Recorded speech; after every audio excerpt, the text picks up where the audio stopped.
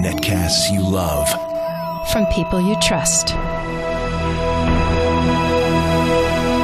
This is TWiT. Bandwidth for All About Android is provided by Cachefly at cachefly.com.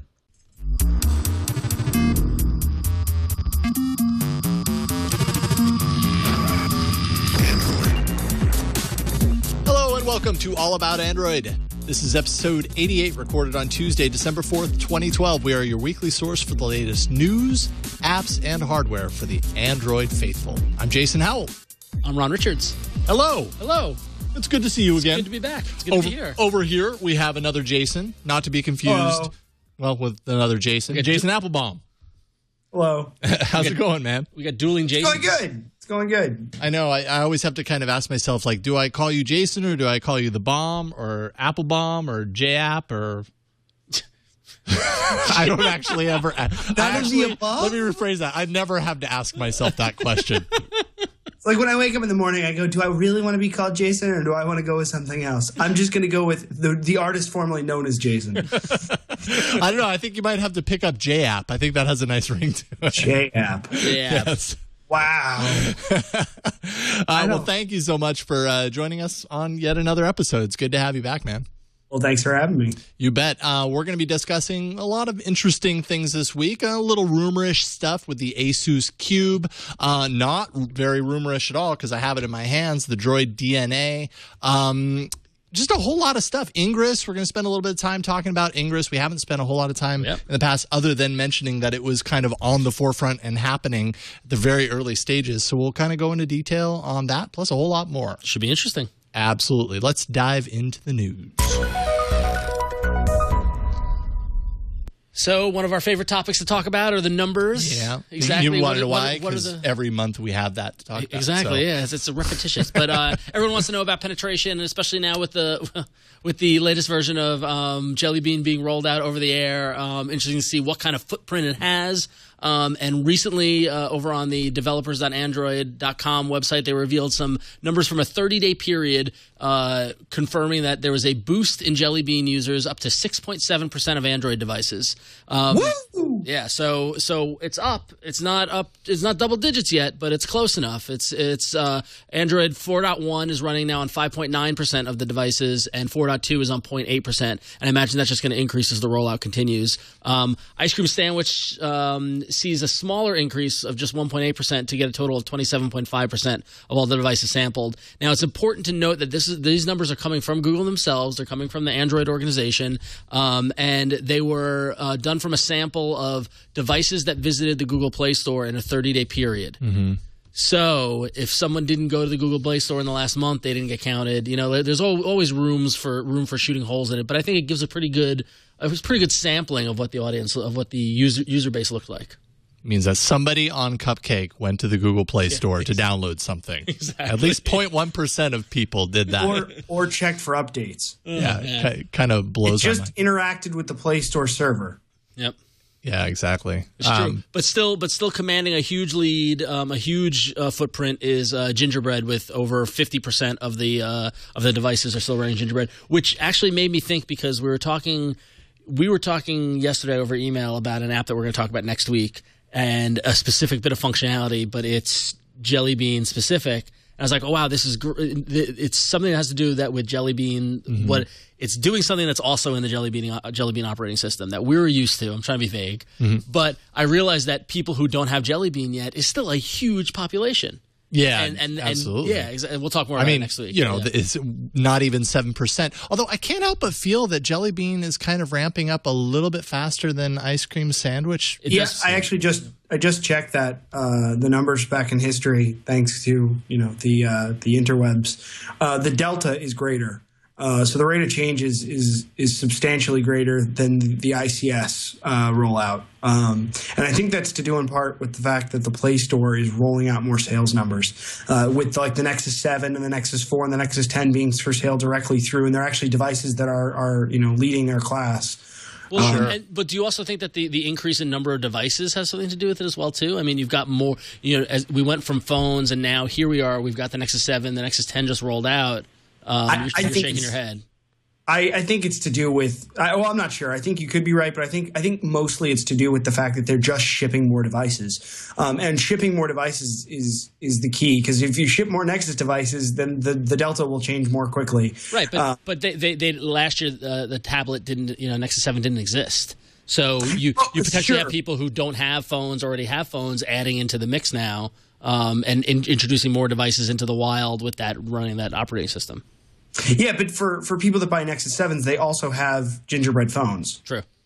Right. So you're sort of – they're going at the same rate almost, unless the people who own Nexus 7 own Nexus 4, and it's just this big, what if. But I think the real sort of interesting point is the fact that, with the Galaxy S3 rolling out Jelly Bean very quickly and Motorola rolling out Jelly Bean very quickly, I think Jelly Bean will be sort of the new gingerbread. Yep. Mm-hmm. Well, yeah, that makes sense. And also, I'm just kind of trying to figure out how I phrase this, but gingerbread, when was gingerbread? Was that now 2 years ago? Jeez. I mean, well, last year, you're saying 3 years ago? I'm saying 3, and the reason I'm saying that is because I got the original Droid, which was one of the first to have gingerbread. Whoa, hello. Oh, up close and personal with Chad. There we go. And I'm a year into my Galaxy Nexus contract, and I had that one for 2 years, and I got it pretty soon in December. Okay, here's the breakdown. So Gingerbread rolled out, the first version of Gingerbread rolled out on December 6, 2010. So it's been almost exactly 2 years. Okay. Since Gingerbread. So 2 years. So I guess what I'm thinking is, when you think about the fact, at least in the United States, I realize the U.S. is a little bit different than worldwide. Yep. But I mean, there's a lot of people that are buying Android devices in the U.S. And, a lot of them are kind of addicted to the 2-year subsidy thing, waiting for their next update to happen. If they bought with those gingerbread devices, or they have a device that was gingerbread 2 years ago, that's going to drop off. They're going to upgrade, and suddenly you're going to see a big shift in the gingerbread numbers to something that's gingerbread. This brand new Nexus 4 phone that is Google, Google approved. Mm-hmm. Yeah, so, I think Jason sort of hit the nail on the head. I think that's going to be a huge factor, because these 2-year contracts are going to start to come up. People are going to start to realize there are new phones on the market, and the new phones have Jelly Bean. Mm-hmm. Yep. And then hopefully we say goodbye to gingerbread, because I mean, right now I don't think that number is really gingerbread. You just hate it. Well, why do we hate gingerbread? It's old days. It's the holidays. Everyone likes a little gingerbread. That's true. That's true. I got to get into this. Amazing when it first came out, just to be. Yeah. It was a big deal. I will admit that with this update, I feel as if this Jelly Bean update to the 4.2 is a little bigger than at first I thought it was going to be. This phone feels significantly different than the phone has felt a year ago. Like, just the advancements they've made in the OS, and just the little things. Even with, I'll be surprised. I was a critic of the widget on the lock screen, but now I'm totally on board. Yeah, and just the little touches that have come with 4.2, I had a moment of zen and realizing, wow, Android's come a long way. I'm really, I'm kind of appreciative of it. So my favorite part of 4.2 has got to be the UX, the new UX concepts of small things like bolding, the significant digit. I love things like that, just little things, little touches that are just putting it over the edge. It's sort of, polishing what is a good thing. Yeah, and then even on the app side, I mean, as I was reviewing apps yesterday and today, trying to find my one for the Arena, I came across several apps where I'm like, wow, these look great. These look really, it's starting to feel like. We always talk, we always compare it to iOS and things like that, but I'm starting to feel kind of the level, the playing field is getting leveled, and the developers are catching up, and Android pride, Yeah, absolutely. And I mean, the developers are a big part of that. They're being more, incentivized to kind of develop to that new level, particularly like you were just saying a little bit ago, Jason, with all of the new, A, there's new Nexus devices, but B, they appear to be in high demand. Yep. So developers have even more reason now than ever to kind of update to the current standards. So that's good overall. I thought this was kind of cool. Google Apps customers are actually now able to distribute apps via the newly announced Google Play private channel. So employees with an organization who log in with their Google Apps account credentials should basically see apps appear in their Play Store app that the company would have loaded it as being kind of like an internal app into their own developer console for distribution to their employees. It's almost like when I go into Google Play on my phone, which is on T-Mobile, I get kind of like a T-Mobile Pix. It's almost like company Pix. Yeah, that's really exactly cool. what it is. Yeah, that's very cool. Good. I think just in general, a good move for Android. Android's always kind of trying to solidify itself in the enterprise and be seen more as an enterprise, safe device and something that enterprises can use and trust. And this is just another way for, I guess, the enterprise to kind of tap into that. I wonder what the use case of that. Well, I guess enterprise, maybe you have a particular spreadsheet app or something sanctioned, specific. Approved, that's specific to your company. Yeah. And now you have a way of distributing it to your employees as opposed to just attaching an APK to an email and sending it out. And there's no upgrade or update kind of path or something down those lines. So. Fascinating. It's really helpful, especially when you roll out new devices to a large corporation, because there are entire companies based around this situation. Like Mobile Iron, I believe, is a company who does something very similar to this, but it's not as deeply integrated as this is. Mm-hmm. Yeah, I mean, can't get much better than being integrated into the Play Store app. Yeah, it's true. Yeah, pretty good. It's more about that polish. Yeah, absolutely. So if you guys were like me, and you probably were today, this little bit of news came across the wire, and you immediately kind of jumped for your mouse to go do something, but you realized that there wasn't anything you could do. As today, Google announced the dates for Google I/O 2013. It's going to be back at the Moscone Center West in San Francisco on May 15th through the 17th. Some people noted that it's earlier than it was last year, but Google I/O used to be in May. So I think I wasn't too surprised that it was back to the May date. So the most important thing is that you can't register yet. Registration details are going to be announced in February. But now if you need to put in, developers that need to put in the request to work to get the trip approved or whatnot, probably do so now and get the dates lined up. Because if last year was any indication, this is a show not to be missed. Yeah. I mean, let the speculation begin, but the May date makes total sense too, because I/O has always been in May, and I think the only reason that it wasn't in May this year is because they made it 3 days. Yep. Mm-hmm. Well, and also just scheduling at the Moscone is just insane. Yeah. With the number of shows that come. I mean, I know a lot of people. And that's what I mean. Yeah, exactly. Mm-hmm. So I think the June date last year was more of an anomaly than this May date.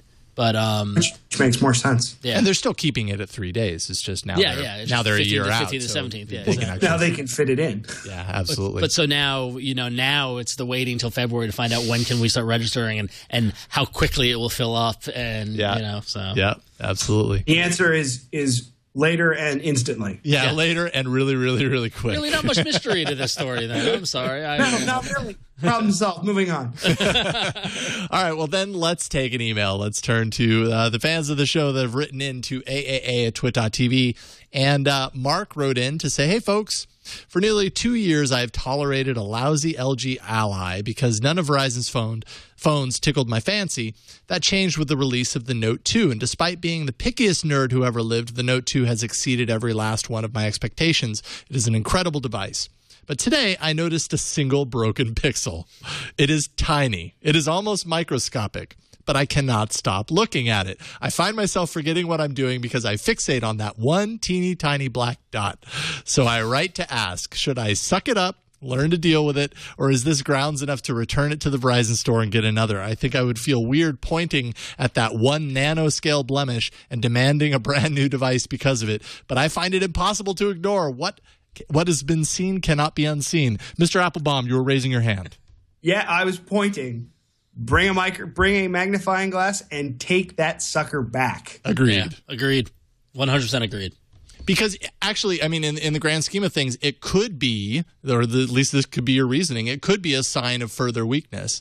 This could be the beginning of something more, and if you don't do it early, it becomes potentially more difficult to do later. Yeah. For that matter, you could say that demons escape through that single pixel. They'll still take it back. I suppose so. It's not a perfect device, and you bought a perfect device. So you should get a perfect device. Yeah, I think that's fair. I mean, I think if that sort of thing, especially if you're already noticing it, yes, living with it probably will be way worth. It's going to get way worth it. Yeah, I mean, I could speak from experience. I bought a monitor a couple of years ago, a Samsung monitor, really nice monitor. After, I don't know, about a month and a half, I noticed like almost dead center in the screen, there was a dead pixel. And I didn't do anything about it because, I'd thrown away the box. I could have found out where I bought it from. I bought it online somewhere, but I didn't do anything about it. To this day, I still notice that damn dead pixel. Oh, man. It doesn't go away, man. If your eye sees it, it's hard to unsee it. Yeah, it's brutal. So do something about it. Yeah. Especially at Verizon, as someone who was a Verizon customer from the late 90s until I moved to T-Mobile for Android, and like what was that? That was 08 or so. Mm-hmm. If you go to Verizon and you just dig your heels in and you just be stubborn and not leave, they eventually will give you whatever you want. Mm-hmm. Yeah, mm-hmm. I would just say the words like AT&T and exactly. Verizon, or not Verizon, Sprint. It's like, I'm going to go to Sprint. They don't have dead pixels. Yep, exactly. Chances are they're not going to care that much. Like they're not going to push back that much. It's under. I mean, it's probably under warranty or something. Yeah, it's certainly under a manufacturer's warranty, and that's an imperfection that out of the box it's there. They should do something about it. Yeah. So. No, you just start saying you start threatening to go to Sprint or AT&T. You start saying you're gonna tell all your friends. You're gonna, what I mean, like the moment you start saying you'll get vocal about it, that's when they're like, oh, okay, here. Yeah. So just play that to your advantage. You're the customer. It's always right. But no violence. No violence. Yeah, keep it safe. No violence. Wow, we had to go there. Why do you think that's the most effective? No, definitely don't. No violence. Dead pixel. They're not holding your children hostage. Exactly. It's a pixel, for Christ's sake. Let's keep things in perspective here, all right? It's just a pixel. Step back. Anyway. All right. With that, well, we're already kind of talking about hardware. Let's jump into hardware. So it's funny that we were talking about Google I/O with the new announcement of the Google I/O date for 2013. If you remember back to Google I/O 2012, there was the curious case of the Nexus Q, which was the bizarro shot put like device that was meant to be inserted into home entertainment setups and living rooms around the world to help you stream media from the Google Play Store and share and all stuff like that. And Google never actually released it. And so those of us who went to Google I/O who have one, I was looking at mine the other day and I was like, I don't really know what to do with this now. It's like I never use it. Yeah, I use mine very, very rarely. I think I'm going to put mine back in the box and hope it becomes super rare in like 5 years, and then I can like give it to like the computer museum or something like that and be like, Anyway, but so it's curious, and the reason why this comes back up is because ASUS announced they're launching a product in January called the ASUS Qube, and that's spelled Qube. And there's a lot of speculation that it's basically just a Nexus Q. It's like an upgraded version of the Nexus Q that also features a Google TV dongle. The Google TV dongle has been rumored to be launching in January as well. There's been FCC filings that describe the Google TV dongle as basically containing the Google TV OS into the dongle, able to plug into devices like the Qube. And the Qube would have Wi-Fi and RF support, and the Google dongle, which would only work with the Qube. Wait, did you say the Qube, you could plug in the Google TV dongle into the Qube? Yep. Via USB. Like. Yep. Why? What is the Qube, a television? No, the Qube is a device. It's kind of like the Q. So why would you plug a Google TV dongle into a device? Why would you plug the two devices together? So you can have the Google TV OS via the device, because the Q had no OS as far as you could tell. Oh, I see what you mean. Right. I don't understand that logic, but okay. Because I would think that they're two discrete things. Like I would say the Google TV dongle, China's been making those for a long time. It's great to see somebody get behind it and do it correctly. And then you have this ASUS Qube device, which I don't see them merging. I don't understand. And that's why this story is so perplexing. Is because it's like plugging keyboards together. I just don't get it. So to understand the Nexus Q and what I can only assume the Nexus Qube is, or whatever this ASUS Qube is it's just a wireless receiving device. It's the Nexus Q itself allowed you to stream movies and stream music to your stereo or to your TV from the Q. That's all it did. Sure, but it was a set-top box. No, I wouldn't say it was a set-top box.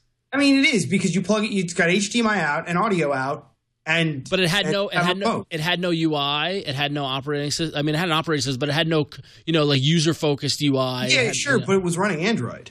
True. Right. It was running some weird version of it. It sat in some fuzzy realm. It was a set-top box. It's just not a set-top box like a Roku. It was like That's a why I don't set-top box understand that combined a stereo in a box because it had all those speaker outputs and all that. Exactly. Yeah. So that's what I mean. Like, how could you take a Google TV stick, which presumably gives you HDMI out, and then plug it into this other device that is HDMI out as well? Like, I don't quite connect. I know the answer to this. Magic. Yep. That's the only way. Yep. I can understand if it was like a module or something, but I think the Google TV stick is literally just a Google TV set-top box that is an HDMI stick. A Roku stick. Yeah, I guess what I don't understand is if this is, mind you, it's very, this is all speculation based on, some random little bits of information that have floated out there. But if this is the successor to the Qube, why not just build Google TV into the damn thing? Put the darn chip inside of it. Successor to the Qube? Yeah. It's like the upgraded version of the Qube. Yeah. Okay. I have no idea. Yeah. and especially if it ships with the dongle.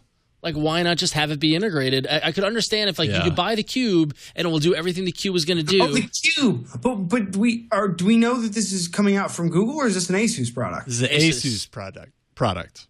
Then it's not the successor to the Qube. Well, it's there. That's what. Yeah, I mean, that's how it's being positioned.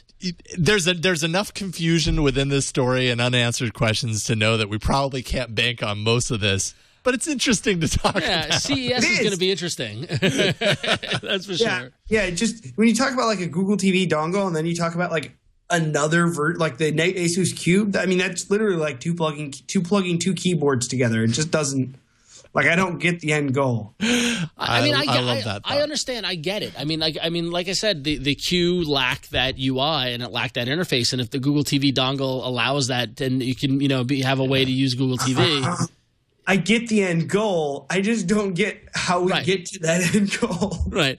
And so, and I think the better question is why not just have it be integrated? Why is the dongle involved at all? But that's, who knows? Time will tell. January. We got a month. Time won't tell. Who knows? Maybe this is vapor. Well, I'll tell you what isn't vapor. This device right here that I have in my hands. I'll go ahead and unplug it right now. It sure isn't vapor. No, it's not vapor at all. This is the HTC Droid Dna. It is a pretty nice phone. It's on Verizon. I've had the pleasure of playing around with this. Ooh, that's a teaser. Playing around with this for the past, I don't know, four days or so. I should be reviewing this on Before You Buy next week. So this is kind of a preview of my time with it.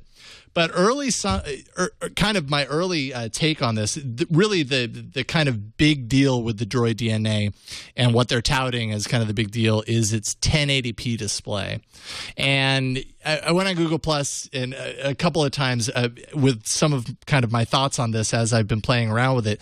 1080p on a 5-inch display is absolutely nothing that's necessary. It's not necessary in the least, and it doesn't change your experience necessarily. It doesn't change anything with how you use your device, but it's really, really slick. Well, it looks really good. That's a spec that I totally dismissed. I was like 1080p, whatever. But then what you showed me before we went on. Well, yeah, and I mean, it's impossible to show on this show, but what I've been showing people to kind of show it off is I'll pull up Plume and just ask people to look at the tiny, as you can see if you're watching the video version, the tiny little avatars. And it's the kind of thing that me telling you isn't going to do it justice. When you look at it, the amount of detail that you see in those tiny little pictures, not even just detail, crispness, and it's like you're looking into a tiny little window. It's weird to explain, and it sounds ridiculous, but it's true. And so is that a 16:9 phone? Yeah, it's 1920 by 1080.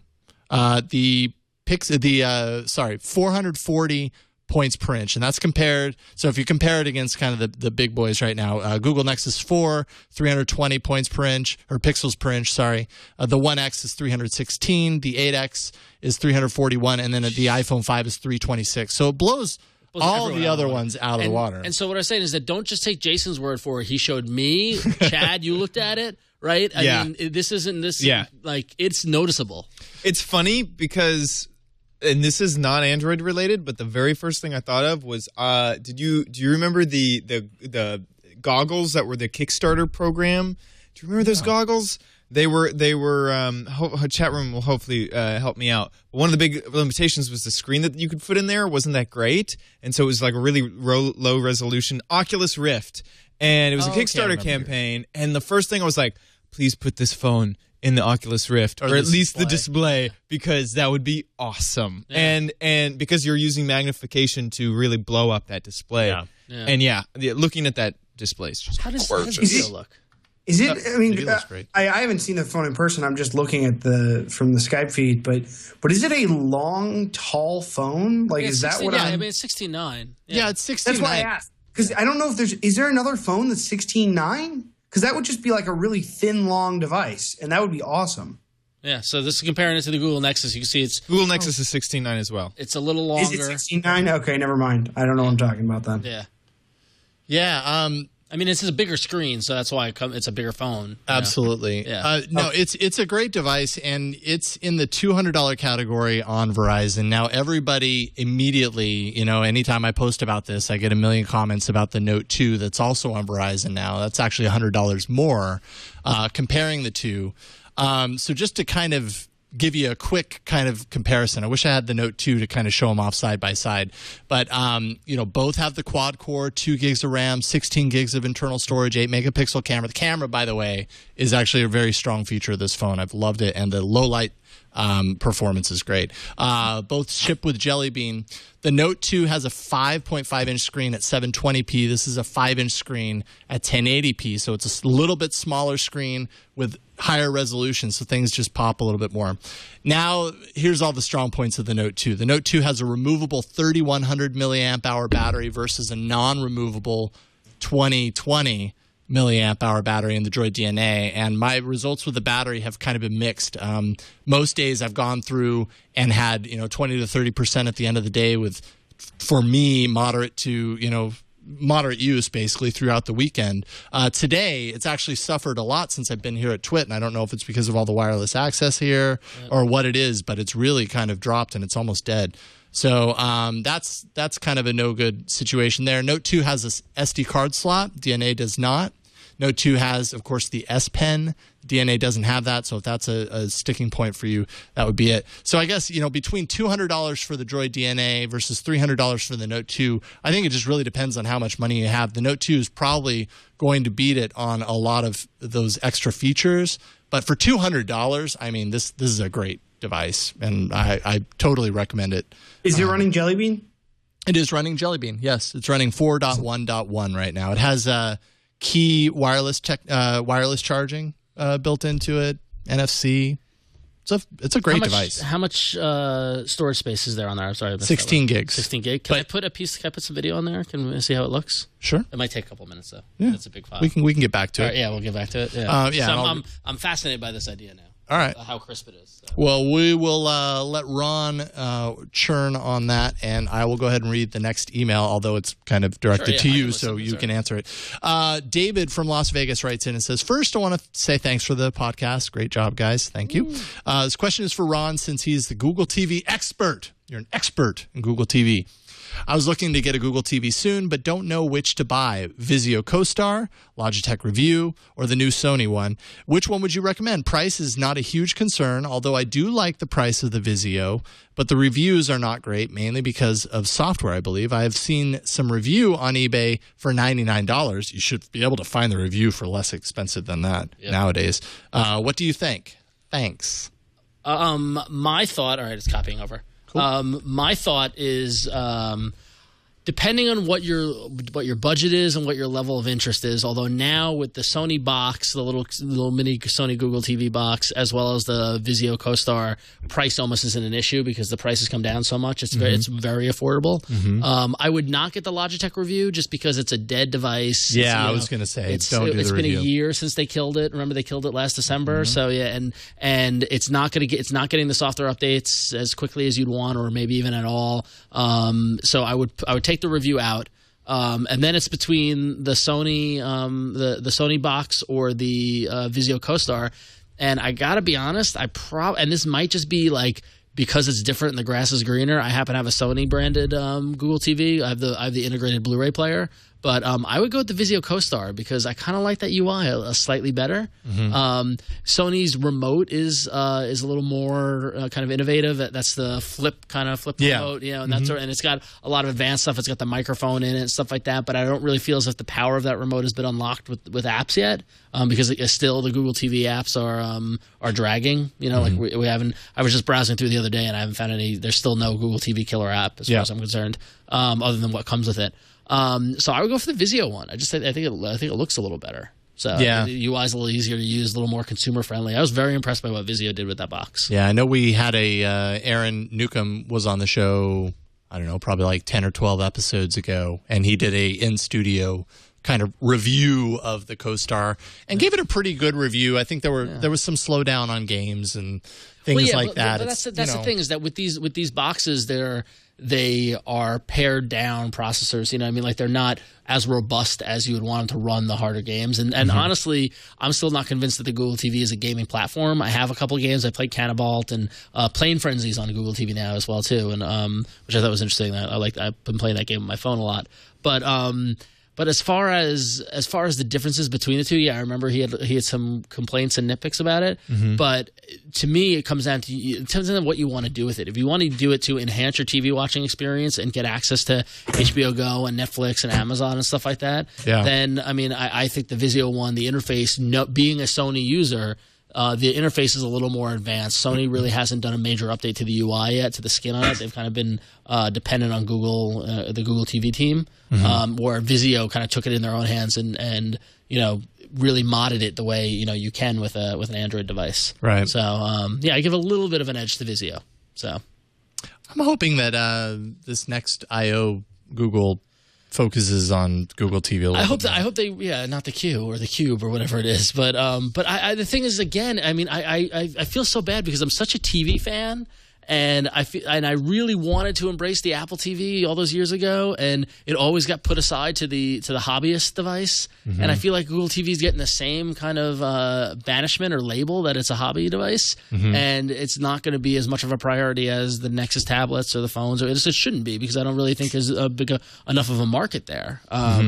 But it's something that I just love to tinker with and I love to play with it, and I can't imagine life without my Google TV now. It's like it's so, you know, and you can't help but feel like at some point Google, well, at any point they would love this, but it kind of seems like with Apple, the Apple TV was always kind of like, oh, well, it was, like he said, it was a hobby. I think Steve Jobs said it was a hobby. You get that same kind of feeling with Google TV, with Google, in the hopes that it's going to come out of that hobby stage and into like, look, we've got it going right now. We've got it right. Well, the problem with it is that I get the sense, like, at least with the Apple TV, Steve Jobs acknowledged that and Apple management acknowledged that, here's this device we did, and it's kind of more for hobbyists, and it's, you know, whatever.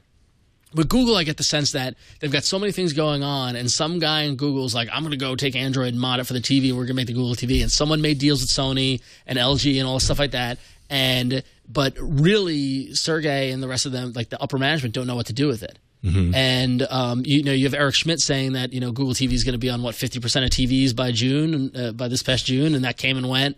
And we did see an increase. We saw a big increase, but that was very aggressive. But like, where was that coming from? Yeah, exactly. You know what I mean? Like where was that coming from? There was no other indication that was a priority in senior management at all. So I just don't see it as being a big priority for them, and that's why I've been hoping that someone, whether it's a Sony or a Vizio or an independent developer, really embraced it and took this platform and created this awesome thing, and then like, okay, there's the value for it. And the biggest, and honestly, if they shut down Google TV right now, I'll tell you the biggest death knell for it was that they couldn't get Hulu on it. That, you know what I mean? Like things like that, like the content issues were the problem. You know, that they were slow to the gate with Google Play Store, being able to watch movies and things like that. Why Amazon hasn't fully embraced it, and like the fact that you got to, like, I watched a movie this weekend on Amazon Prime Instant Video. It's just through the browser and it's Amazon's web player. Why they're not developing an Android app to really make a rich Amazon experience is beyond me. They have an Android app. I'm sure they have an Android app. Yeah, but it No, doesn't. we know they have an Android app because they're Kindle. Kindle, the right, Kindle is an Android device. It has an Android app. Right. Yeah. But And it may not be optimized for Google TV, but they haven't even released that for the Nexus 7 or the Nexus 10, and I don't think they're going to. I don't think it's in their plan. Which is weird because it's consumption of their product, which is kind of their goal, right? I don't know. I think, I mean, let the public shaming commence. Like they've had the app. They could have rolled it out at any point to Play Store. They haven't, and I don't. Or they could have put it in their store. I mean, they could have put it in their store, and the catch was you have to download the Amazon store in order to get that. That's actually really smart. Yeah. Because people would definitely keep the Amazon App Store installed if that were kind of the hook. Yeah, and everybody and their brother is Amazon Prime. Yeah. Yep. And I know everybody's brother totally has Amazon Prime. Exactly. And I think that Amazon's making a big mistake by not utilizing the 400 million existing Android devices on this planet. I totally agree. Did you get your movie up? Wow. That looks really good. What I said was just that profound, apparently. Yeah, and of course, this is the kind of thing that it doesn't translate at all for And video. it's dark. It is the a little brightness. dark. Where's the brightness? Yeah, I don't How do know. I do this on the brightness? Where's this thing? Is there a thing? Yeah, I don't know. I don't know where you are. You keep playing with that. Yeah. You get that dialed in because I've got the next story in our apps section.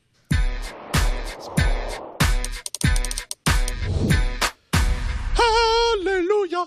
Hallelujah! Hallelujah! Hallelujah! I am so excited because the Google Drive app finally this like stoked me to no end. I'm probably one of very few people that it did, but when I saw this, I was practically jumping up and down. I've been wanting this for years. They finally updated their Google Drive app to bring native spreadsheet editing. The only reason this matters so much to me is because here at TWiT, we live our lives for the shows that we do inside of Google Docs spreadsheets. Being able to edit from a mobile device has always been such a pain in the beep. Yep. And now it's so much better. They got it right. I can show it off real quick here just to kind of give you. You're not the only person that was excited. I might have actually jumped for joy. Okay. It's a game changer. It's totally a game changer. It just makes it usable, whereas before it absolutely wasn't. So it was very teasing before. It was like, here's your doc. You can't really edit it, but totally. it is. Yeah, I mean, it's easy, although I can't type, obviously. But boom, there we go. Updated, done. And if I wish I could go back in time. No, actually, I don't wish that I could go back in time and show you the way it was before, because if I did that, I'd then want to jump off a cliff because it sucked so bad. So I'm very happy. Google Drive app is updated. If you haven't got the update yet, definitely get it. They also added home screen shortcuts as well as copy to clipboard, something that I guess was not part of the Google Docs experience. Copying text to a clipboard, that's in your share menu. But ultimately, it's just the spreadsheet editing that makes me sing, obviously. All right, back to the movie check-in. Just look at that. Yeah, that looks pretty good. Translates so well over into whoa.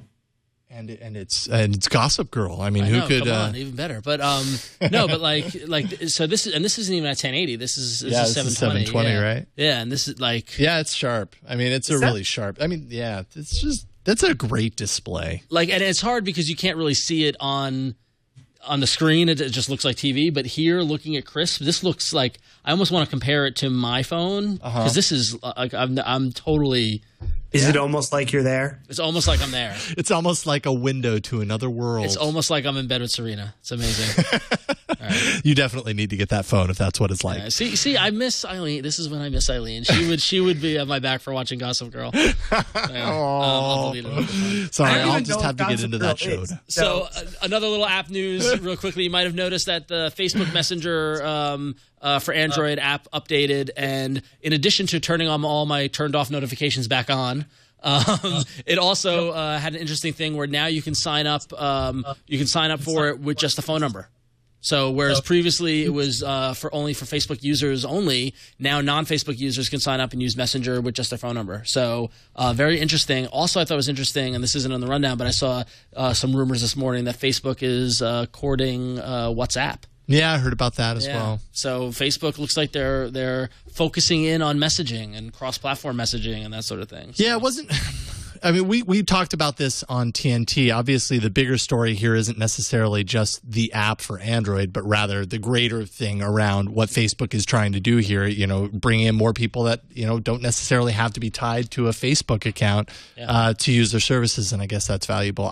I never use Facebook Messenger. Period. Ever. Neither do I. I don't like that. I turn the chat. Here, you do that. Yeah. I turn the chat off on Facebook. I don't use Facebook Inbox. I mean, I feel bad for anyone who messages me on Inbox on Facebook because they don't get a reply. Yeah, I'm just not going. I wish I had auto reply. If I had an auto reply on that, that'd be sad. Be like, dude, email me. But I'm old. But maybe the kids use it. But I think it's interesting that how many people will get a phone and see Messenger and then sign up because their friends are on or whatever, and then that brings them one step closer to getting into Facebook. I mean, everything, all these are just user grabs. Oh, absolutely. Yeah, absolutely. Hooks, as they say. Exactly. All right, cool. Well, Jason Appelbaum, I'm very excited to hear what you have to say about this game. I guess it's a kind of what do you want to call this kind of game? I would call it the Google exercise tool. Is it an exercise tool to get you off your couch and running around chasing after nothing? It's a good point. Yeah, absolutely. What we're talking about is Ingress. So in Google, so at the beginning of, I guess let's go all the way back. So at Comic-Con this year, there was a man wandering around giving out posters and talking about visions and things that he had, and that was the start of Google's ARG, or augmented reality game. And it's what he was talking about was the Niantic project, and I believe there was a talk where he got pulled out of it. And anyway, so people have been chasing down these clues and putting together the pieces. And on the 19th of November, Ingress was launched. Somebody's going to fact check that date. So Ingress is an app that allows you to sort of play along with the ARG. And what you see on Jason's screen is, so you have XM, which is all those little blue dots that Jason's nowhere near. You have the radius, which is Jason, just get up and go walk around. Easy, piece of cake. There you go. XM's going to sort of come to you in a second. Well, no, you're not close enough. Anyway, not the point. So you collect energy, and there's a bar at the top there that sort of allows you to absorb energy, but you have to walk around. That's why I said it was the exercise tool, because you really have to walk around. And I don't mean like walk across your house. Like, so you've got a 40 or 50 meter range, but these portals are like blocks and blocks away. So I've been playing this game, and I mean, I probably have walked 10, 15 miles in a day playing this game, because you have to walk around the city. Like, you have to walk around the whole of the city, because what you'll end up with is you'll have a portal that you have to take. So the idea is you walk to these portals and you capture them, and there are two teams.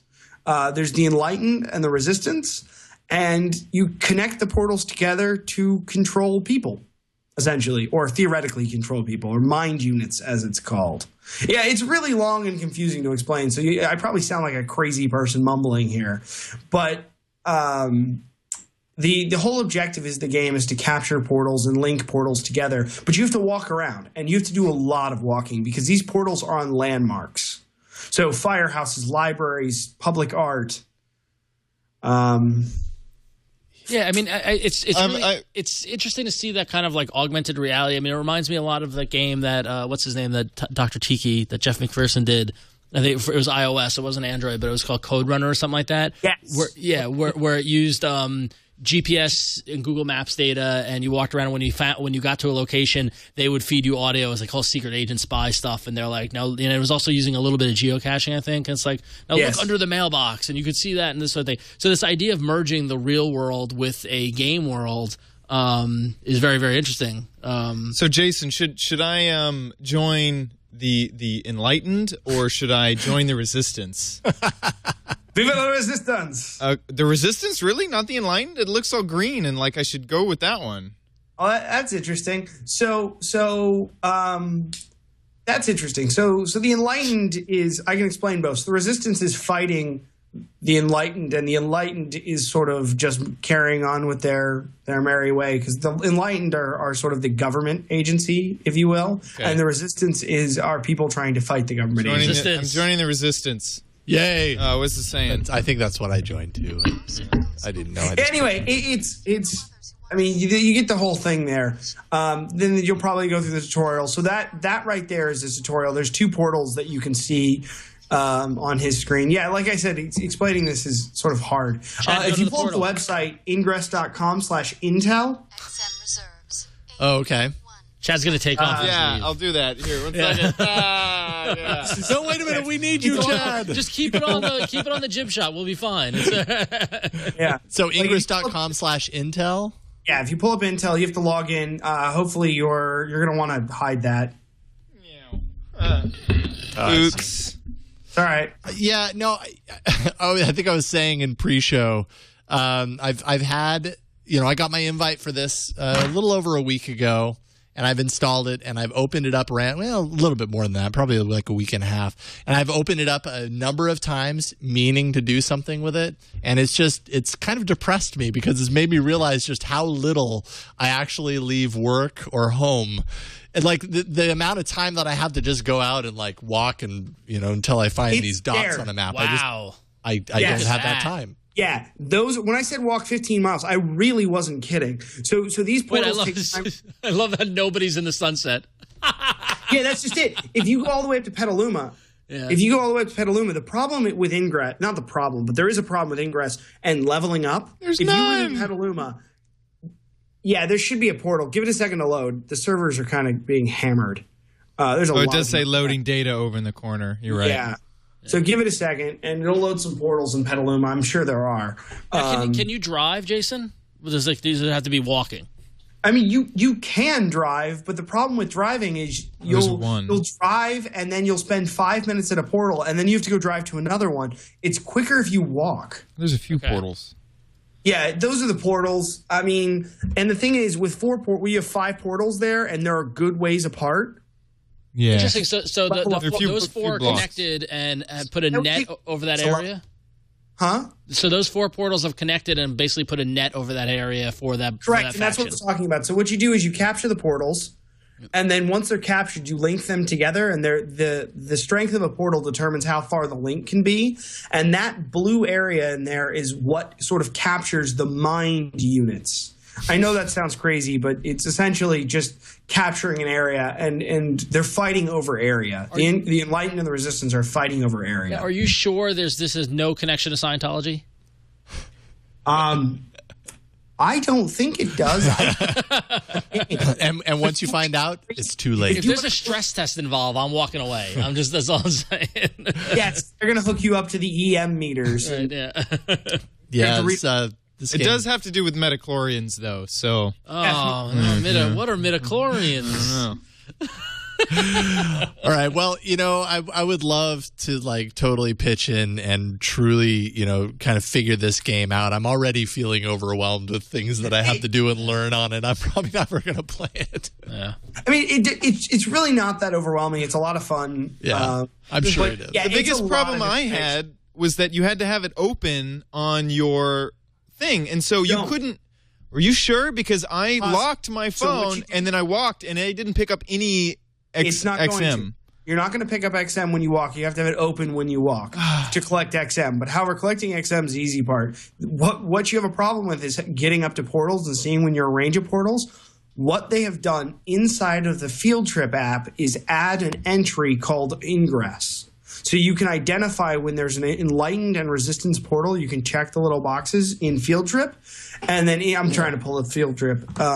When you inside a Field Trip, so when you walk by and you have Explorer mode turned on Field Trip, it will alert you.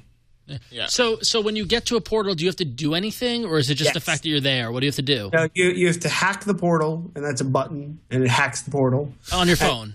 Yeah, on your phone. Right. And the whole point is you could theoretically be battling somebody right then and there by recharge. So the person can attack a portal, and so let's say you go up to an enemy portal. You're at the enemy portal. You can fight that portal with items.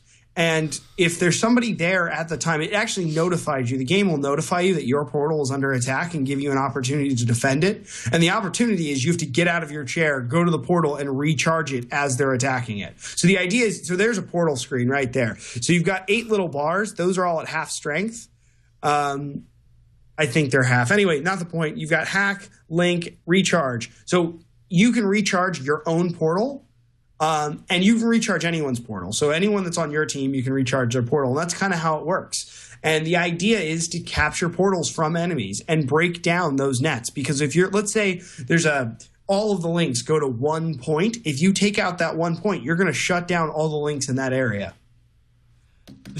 All of a sudden, I'm having like major flashbacks to the Minecraft conversation. I was going to say like, this is like a whole world that I just like a lot of information at once, and I'm really stressed out now. It's just like, well, I was trying to condense it down, and I think I condensed it a little too far. No, I totally understand it. It's just I'm freaked out, and I kind of want to do it. Honestly, this is why when you said you've been playing with it a lot, I wanted to talk about it because I knew I probably would never get this far with this, but it seems to be the thing that everybody is talking about on Google Plus, and those that have invites are talking about it and have the lingo down, and those that don't are just replying with, "Hey, can I get an invite?" It's like everybody wants to get into this thing to see what it's all about. I was hanging out with someone who was doing some freelance work for Google, but couldn't tell me what it was, and it's this. It's this? Yeah. So I kind of had that moment. I'm like, oh, that's what he's doing. It's like, I'll be curious to see what this becomes after it comes out of beta and everybody's able to do it. Is it a flash in the pan? Yep. Does it? Google ARG is still continuing. It's not over. So I think it's NianticProject.com is sort of the ARG that's associated with this, because as you go and you hack the portal, you can get items, and some of those items are like documents and things like that. They're documents. Like real world documents, or kind of. I mean, scrolls. They're real world documents. Like they look like confidential or top secret documents that are part of the Niantic project. I see. Which is still not quite unveiled. Everyone thought it was going to end on the 30th of the month. However, at the end of the month, they just got a new month. Yeah, I will give them full credit for the fact that they have done a good job with the hype machine on this, because they've got a lot of people talking about it. This is one of those situations where the limited rollout of invites, though it's enraging to people that really want to get into it, has seemed to really kind of build up anticipation. They do run the risk of kind of getting exposed and overhyped because of that. Why I like this? I actually think they're maintaining that really well, though. Yeah. Well, one of the reasons why I like the sound of this, because it looks like this is a case of Google kind of leading what you can do with the device and with GPS, with showing off a cool new way that you can use so your between device. Field Trip and between this and the integration between the two, that's pretty cool. That's pretty so. All right. Thank you. That's why I asked you before we opened it. Is like, how far have you gotten? Because the rabbit hole goes pretty deep. Obviously, I have not gone far enough. I haven't even looked at the rabbit hole as far as I'm concerned. The vernacular is very similar to when I played WoW, and I'm not sure. That's why I'm starting to get the shakes. So it's like, to be honest, it's something that you can do and then not do, and then do it when you're around or do it when you're out. It's not. That's cool. It's not something that you really have to do every day. It's very passive, and that's why I really like the field trip aspect of it. So that when you walk by a portal and you happen to have him in it, you can stop and do it. Yeah, totally. And what's great is that the idea that it gets you outside, I think, is great. I mean, that's really cool. So, good job, Google. I mean, I walked all of San Francisco. I walked from the Fisherman's Wharf all the way down to Financial District just playing this game. Right. It was that addicting because you just have this feeling. It's like, well, if I can just get one more link or just one more item or just Totally. I could completely see that. Very cool. Awesome. All right. Email. We've got an email. Eric writes in and says, last week you guys briefly mentioned the Play Store's move to Google Plus reviews. Nobody on the show, however, had anything bad to say about it, but I think there was one missing perspective. I'm a small-time developer. We live on reviews. Very few people download an app with no reviews, or even a handful. For developers that have not yet made a name for ourselves, getting that good review count up is essential. I have a 5-star app on the market. It has 963 downloads at the time of this writing, with 3 ratings, 2 of them with reviews. That's a paltry 0.3% of the users who leave a rating. Sadly, outside of the technology enthusiast sphere, Google Plus is rarely used. Would my app have a single review on it if users were forced to have a G Plus profile?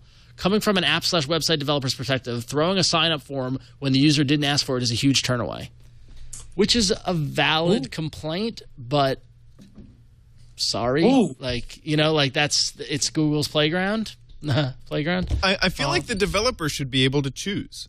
I feel like there should be a button allow anonymous reviews or disallow anonymous reviews. True, it puts it in the hands of the developer, but nobody would ever. I mean, I can't imagine. Well, maybe, yeah. Yeah, I mean, no, absolutely. I would take that box. Yeah, I wouldn't want somebody reviewing it anonymously just because it's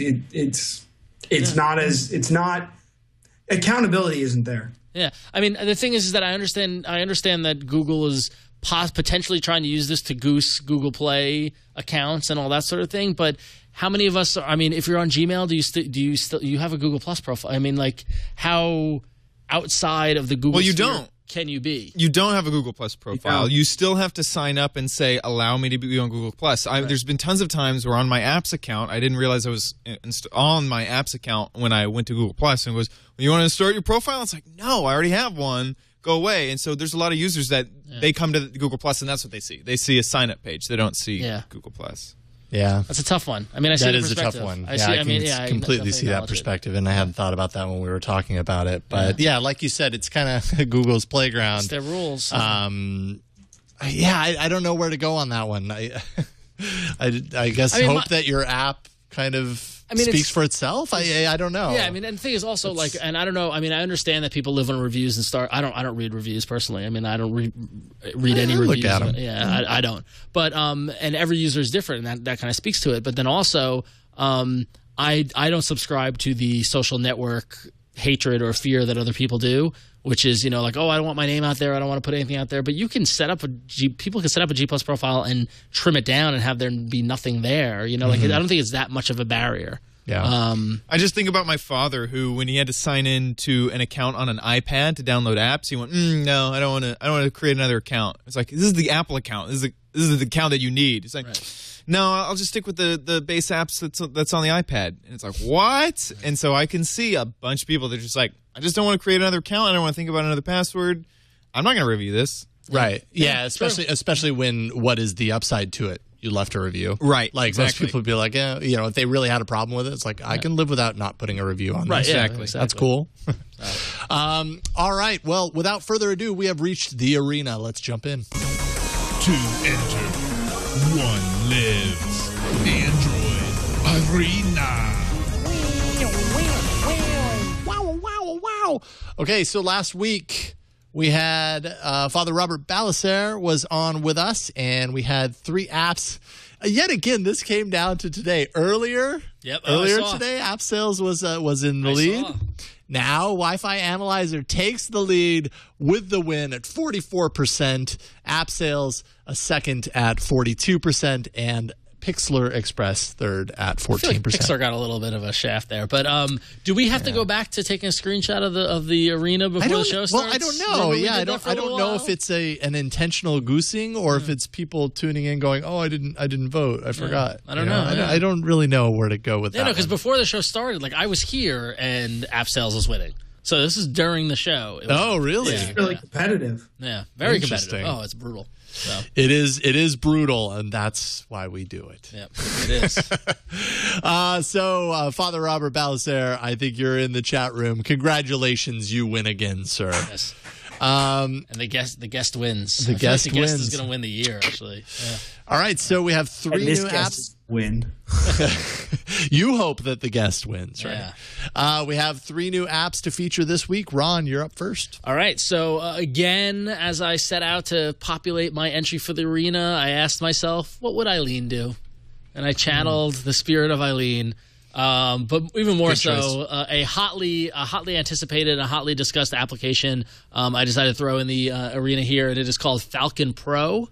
And this is a Twitter application that has been under development. It's been out there that people know it's coming, and finally got my hands on it. The Falcon Pro is $1.03 in the Google Play Store. If you want to go check it out, and it's actually 99 cents right now.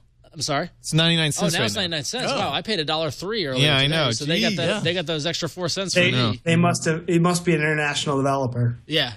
And and so 99 cents in the Google Play Store. And now I've been generally not a critic, but not a fan of third-party Twitter apps, as throughout the All About Android's history, Eileen has reviewed, I think, every Twitter app that's come out. Even you've taken a look at a couple of Twitter apps, Jason. I think we featured an arena all around Twitter we did. apps at one point, exactly. too. So. The very first episode of App Judgment over at Rev3 that we produced was Twitter apps. I mean, like, Twitter app is like the popular killer category. It is a popular category.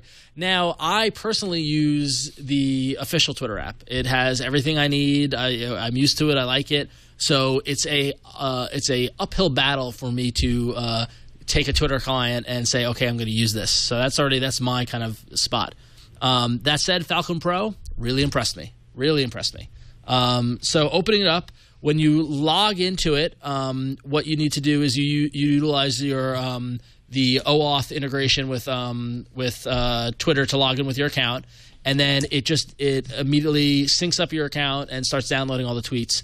What you've got here is I've got my main timeline, so this is everyone I'm following, and this does something that the official Twitter app doesn't do that I really like, which it remembered where I last viewed. Tweet marker. Yeah, exactly, and picks it up. So I go through, these are all the ones I've missed while we've been doing the show. And so what you've got up here is I've got the number of tweets. It's hard to see in here, but I've got 928 tweets I've yet to read. I've got 22 out replies. I've got no direct messages.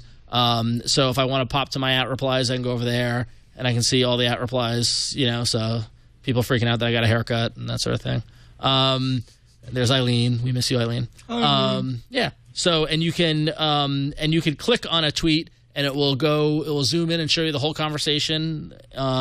Tweets with media really nicely. So here we can hit this one, and this brings up a picture. There's some Mets reporting, Davey Johnson getting interviewed.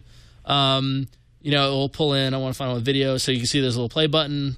You pull in, there's a Frank, and there's a little video, and it will go and launch YouTube. So kind of nice and clean kind of design.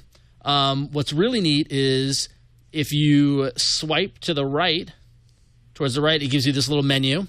And I get to see, this is my name, how many people I'm following, all my followers, and I can choose my timeline mentions or DMs or favorites. So I can go to my favorites, and it'll pull up my favorites, and I can go back to my timeline. It'll pull up my timeline.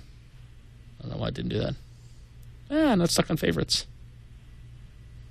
There you go. Okay, cool. Yep. So, because I think it was trying to refresh. If I want to type a tweet, I just hit here in the upper right-hand corner, and I get a little window here where I can type in a new tweet. It pulls up my keyboard. I can put in a picture. I can put a picture from the gallery. I can take a picture of the camera, put in my location, and post away. If you swipe to the right, you get my lists, world trends, local trends. So if I want to see what's going on locally, I can hit that versus what's going on in the world. Just nice little kind of swiping movement that keeps the flow going. My one little complaint is that if you swap it to landscape, what it does is it populates your timeline right here on the left and your profile, which is okay, but I don't want to read my own tweets. Give me my timeline. Yeah, exactly. Yeah. If you click one of the items on the left, does it pop that over to the right? There you go. I didn't do that, so there you go. Very clever. Discovering new features. Very clever. So that's like its default is showing your profile. Yeah, okay, that's interesting. It's a little confusing. But still, it was a little, as you can see, it was a little confusing. A couple of things that was missing that I would have liked. It doesn't support multi-accounts. So you can, if you only have one account, I'm somebody who manages several accounts, and I need that multi-user account, so I'm not sure I'm going to switch off for it. There you can go to my profile. In the settings, admittedly, now this is just starting. This just kind of came out. They do have an interesting approach in terms of how they handle extra content. You can purchase this Falcon for Twitter Donate app, which isn't another app. It's just it's a way to give them a little more money, and it unlocks the ability to tweet from the notification pane as well as wallpapers and things like that. I get the sense that there's going to be some growth around it because, for example, in the settings under display. Here in display, the description is layout, themes, colors, etc. And I hit it, and all I can do is change inline media preview or change the text size. Size, I wanted to change. Somebody did change a string. Yeah, I wanted to change the theme to be a little lighter, but here I can just change the text size. So I assume that's coming. Of course, here the size should be bigger, but yeah. But The settings was real easy. My default thing with any of these apps is to go into settings and turn off all the notifications, and that was really easy to do. You can set the sync time. You can set the refresh rate to either be manual or any number of minutes. Pretty much has all that core Twitter functionality. But I like the swiping. I like the controls over it. Pretty impressive first out of the gate. So Falcon Pro, I think, delivered a little bit on the hype. Yeah, and I mean, it's gotten a lot of hype. I've seen just over the weekend, we got so many emails from different people to AA@twit.tv and, tweets and everything that were like, is Falcon Pro going to be on the show? Falcon Pro, It's great, blah, blah, blah. And I played around with it. I like it. It's not enough to pull me from Plume. I have to admit, partially because of the multi-account support. Yep.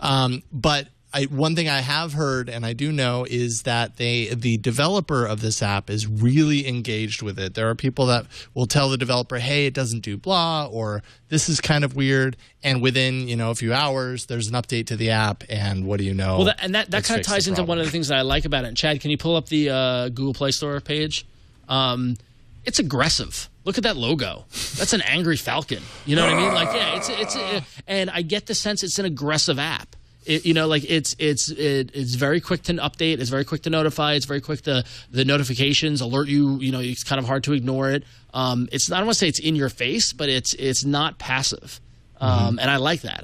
That's something that really kind of impressed me. If it had the user counts, I would strongly consider switching, just because I like the inline media stuff. I like the way it kind of flowed. I love the tweet marking.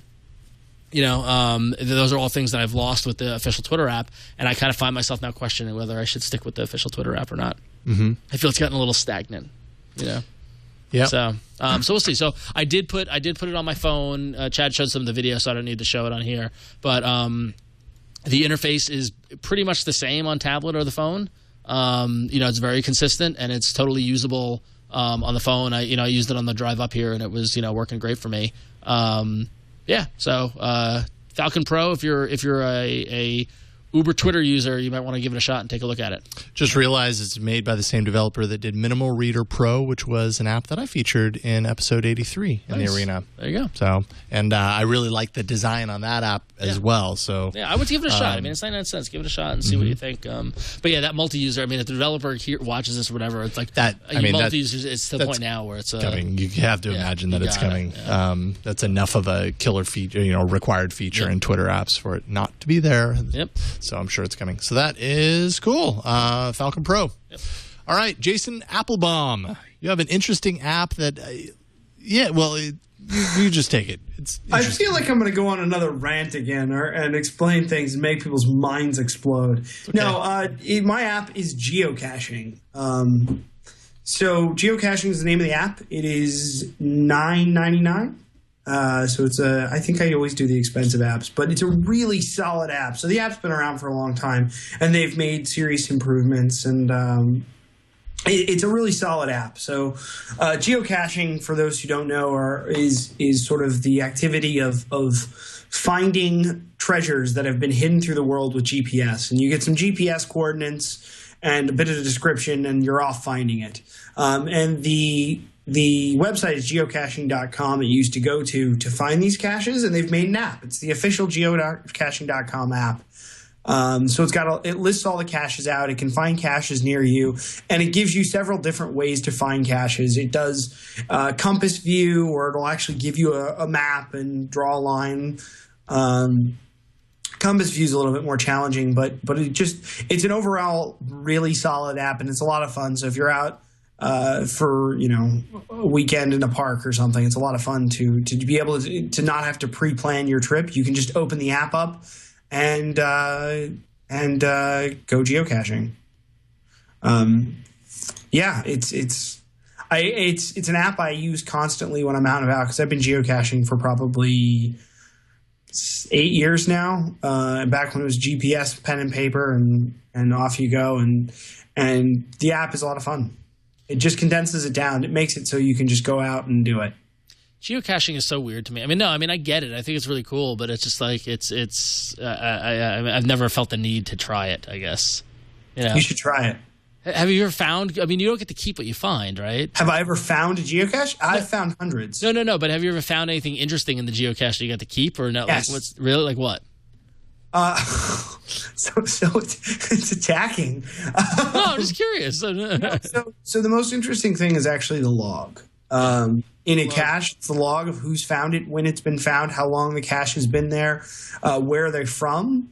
So I found caches where people are from all over the world. I found items that have been all around the world as well. So there's things called bugs, and they're essentially tags. They're like dog tags that you put in a cache and you attach it to a sentimental thing. Like there was one I found probably about a year ago. It was a Hot Wheels car, and it was a Hot Wheels car from, I think, Germany. And essentially the kid wanted his car to go around the world, so the father put it in a cache in Germany, and it has note, please take this around the world. So it's I think it's been like 3 or 4 years by the time I found it. I found it and moved it further. So you basically take it from the cache and you replant it. But basically his objective was to get it back to Germany, and there was a list of everywhere it's been online, and it was everywhere. I mean, the thing had been to like the North Pole. Cool.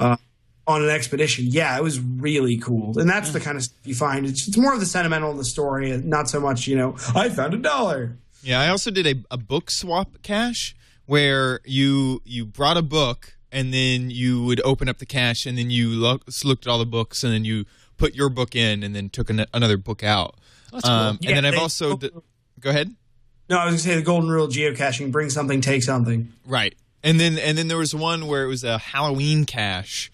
Even though it wasn't Halloween time at the time, and they had a box of rings that apparently the guy lived next to it, so he had a whole bunch of spider rings that you would go get. But then also there's like sightseeing caches. So you'll go to the first cache and then it tells you a history on where you're at, and it says here's the coordinates for the next cache, and that's not written in the description. You now plug it in and then go to the next place. And so like we ended up like walking through a golf course and then to a big statue. Multi-point. And then, so it's a multi-point cache. So yeah, it's a lot I'm of fun. such a jerk when you're talking about that book cache. The answer, the response that popped in my head is like, there's a building where that's all they do at the library. Right. It's like, you don't need to go find it. It's just they want you to come in. It But sounds that's like not the fun. The fun is, seeing what's there. It's an adventure. right. It's not the. Right, It's the not journey. necessarily the It's the journey. destination. It's It's the the journey. Blue getting highways. I get it. So it's like, do you want to have fun for a night with your friends? And it's $10 for an app that's going to make it easy. Yeah, It's awesome. Cool. Yeah, no, I get it. I don't get me wrong, I get it. So that's cool. All right. Right on. I think it's pretty It's sweet. not another Twitter client. Oh! Jason comes out punching. Burn. Wow. Serena's Sick getting burn. tough. Ooh, it's getting hot in here. I do like that both your arena pick and the other app that you talked about have so much to do with kind of location and using your device and kind of the GPS that's built into it in ways that I mean, just honestly, I just don't use my device like that. Yep. And I've always been very curious about that, but I just never make the time for it. It sounds like you do make the time for it. And like we were saying, it's the journey. It's not necessarily what you get at the other end, but it's kind of, it's the catalyst to kind of get you out there into an interesting experience. Yep. Yeah, it's hard to find time to do it because everyone's so busy nowadays. But I just do the one on the weekends. It's when I'm there, when I'm around, when I'm traveling. Yeah, downtime. Cool. All right, so that is geocaching, all one word. The app is $9.99. It's in the Play Store. Geocaching, all one word.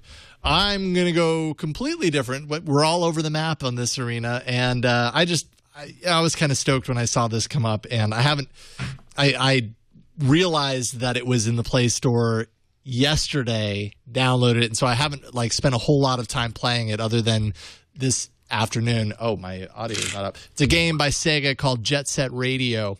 If you ever had the Dreamcast, I never had a Dreamcast, but I had a friend that had the Dreamcast, and he had Jet Set Radio on it. I remember this. And it's just a good kind of console quality arcade game by the Sega camp, which basically means quality. So I'll go ahead and load up the game that I was playing earlier, which is really nothing more than just me having gotten already through the tutorials. But when you get past the fact that the game revolves around someone on rollerblades, it's actually really cool.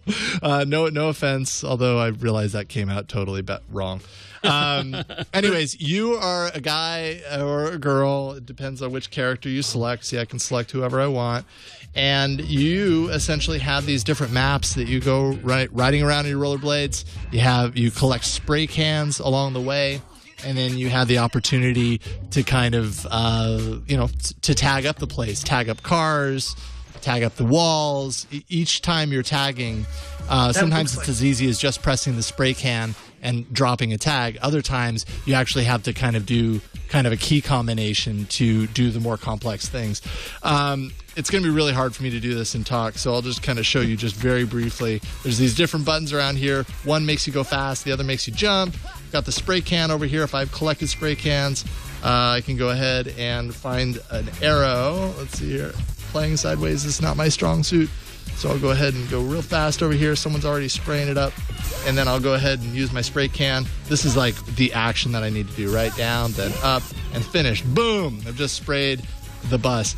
After I do a number of these, then the police kind of come out and they start chasing you. You also have a time that's kind of ticking down, so you have to kind of speed through this. You can do little rail slides. You can jump off the rail onto other rails or tag onto the back of cars. It's just kind of a fun arcade-style game. And they did a really good job getting this set for Android. It just feels it feels just like the original. My only complaint with this, and it is with any touchscreen game like this, is that it's really... I like the newfangled touchscreen games where the joystick drops wherever your thumb happens to hit at that particular moment. Dead Trigger does this, where the joystick isn't in a fixed location down here. It pretty much drops wherever you happen to drop your thumb. That's really intuitive. This, because it's a touch screen, the big screen is so vast and expansive that on something that's kind of this, that moves at the speed of this game at times, you can not realize after a while that you're totally off of the joystick, and becomes kind of a bummer. These are some... Oh, yeah. There's some sick beats. Yeah. Sick beats and... Kitchen blades. I don't know. It has a really cool kind of almost at times psychedelic style to it. The game just moves very, very smoothly. And actually, I've been playing it on the Droid HTC, so everything just looks super crisp and clear, and it's even more enjoyable because of that. But it has a great soundtrack. It's just a lot of fun, and it's a good throwback for anybody who may have played it on the Dreamcast. And even if you haven't, it's just a great quality game. As some of the commenters in the Play Store are saying on this, it's good to support high-quality, top-notch games on the Android platform and encourage more of them. I would love to see Sega release even more. I know that they have Crazy Taxi coming out sometime soon. Really? And I love that game. I loved Crazy Taxi. Yeah, totally. That sounds awesome. Yeah, so Sega is doing some really cool stuff with the platform. That's very cool. Even though it's not their platform, they're still releasing games for it, and it's really hard Crazy for me to not Taxi buy them. was so much fun. I'm going to buy the heck out of that. Totally. Well, the good news is you won't have to buy the heck out of it. You just buy it once. Right, true. Yeah, buy it once. Yeah, there you go. I love Crazy Taxi. Crazy Taxi was a blast. So that's Jet Set Radio. It's $4.99. Little pricier, but I think you're paying for the total console quality gameplay and graphics here, and I guarantee you'll have a lot of fun with it once you get used to the controls. Again, it's Jet Set Radio by Sega. So that's it. This arena is jam-packed. We have Falcon Pro, we have geocaching, and we have Jet Set Radio. This week's poll can be found at AAApoll.com/88, AAApoll.com/88. Let us know which is your favorite this week. And I'm curious to see early reports, because at this point, I think people just kind of know what our URL is for these things. I used to be all tricky with it. And, I know. I don't know why. Yeah. Because I wanted to keep people from voting on it until we I remember, made the announcement. Now it's kind of like, well, it doesn't really matter. People are going to find apps cool or not, no matter what. So there we go. Vote on those. You have all week, and we'll check in on the winner next week. Speaking of next week, Michael Wolfson, You may remember him. He was the winner of the App Made The App Made Fan Made App contest with Droid of the Day. He's also the author of an upcoming book. It's not out yet. It'll be out sometime early next year called Android Developer Tools. And he's going to actually come on the show next week and join us just for the show. Cool. Through the end of the year, we're just kind of pulling in some of our best guests. So that'll be Michael Wolfson next week. And speaking of best guests, Jason Appelbaum, thank you so much for joining us. It's always fun to have you on the show. Thanks again for having me. Absolutely. What would you like to plug? This is your opportunity to go plug crazy. I'm just going to plug my blog. So my blog right now is nothing, but I'm in the. I just finished writing or coding up my new blog with my first new project on there. I've got my Raspberry Pi Android enabled barbecue smoker. But wait a minute, I missed the last part of that. It's a smoker, meat smoker, like physical, not Interesting. Yes. Anyway, it's a what? No, I didn't expect a barbecue smoker at the end of that sentence. I heard it all, and I'm intrigued. Yeah. No, I'm in the process of building a do-it-yourself barbecue control. All right. It's going to have an Android app and everything. So go over to the blog, check it out. That's coming up in the next few weeks. That's awesome. Mr. Appelbaum, I like what you've got cooking. I subscribe to this. Count me in. Yeah, barbecue's amazing. Barbecue smokers are amazing too. If you like my babbling, you can go to about.me/RonXO, where you can find links to my Twitter and Facebook and Google Plus and all that stuff, and you can hear more and go check out ifanboy.com if you're into comic books, because that's where I babble as well too during the day. Excellent. And Chad? I am. You can find me at omgchad.com, or I do a little Minecraft podcast called OMG Craft. You can check it out at omgcraft.com. I might get last week's episode posted eventually. Do you ever have people like that follow your show that play Minecraft specifically on the Android Pocket Edition? Unfortunately, the Android Pocket Edition is way behind the PC version. A lot of parents like to buy their kids the Pocket Edition because they go, oh, well, we don't want you playing on the computer. We'll get you the mobile edition. Right. So there is a reposter in chat room says Minecraft Pocket Edition sucks. And there's a lot of people that have that same feeling that it's just not that great. It's just not up to par. Yeah. I can understand that. Unfortunately. All right. We'll follow Chad there. Liked it. What's that? I said I liked it. But have you played actual Minecraft? No. Yeah, see, that's you don't know what you're missing. I'm afraid I would never get anything done. Let's avoid the Minecraft discussion. Right. Speaking of rabbit holes, half this an is hour another of my one life to that one. No. would. All right, so you can find me at about.me/Jason Howell, or on Twitter. I am at Jason Howell there as well. That is it for this week. Thank you so much for joining us. You can leave us a voicemail, as always, at 347-SHOW-AAA. You can always send us an email or a video mail, attach a link into an email, send that to us at aaa@twit.tv. We would love that. We'd play it on the show. You can find us, the show, on Twitter. We are at Android Show. Show notes can always be found at twit.tv/AAA, as well as past episodes. Find those there, iTunes, YouTube. And finally, you can catch us live every Tuesday at 5 p.m. Pacific at live.twit.tv. I saw an email just a little bit ago. Eileen was watching. Oh, I saw she was it. on Twitter. I saw it, yeah. She said she's now a watcher. So hope she'll join us, and you'll join us next week for another episode of All About Android. Bye.